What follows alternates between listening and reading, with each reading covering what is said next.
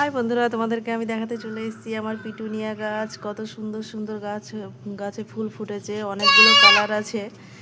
এই যে সাদাটাও কত সুন্দর বড় হয়েছে, দেখতে দারুণ। এই যে আর একটা কালার, কত সুন্দর বড় বড় হয়েছে।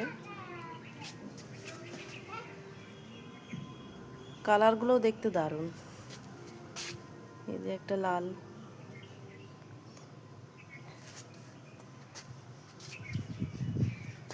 এই যে হলুদ। হলুদটা অবশ্য ততটা বড় হয়নি, কিন্তু দেখতে খুব সুন্দর। এই যে হলুদ, এটা হচ্ছে লাল।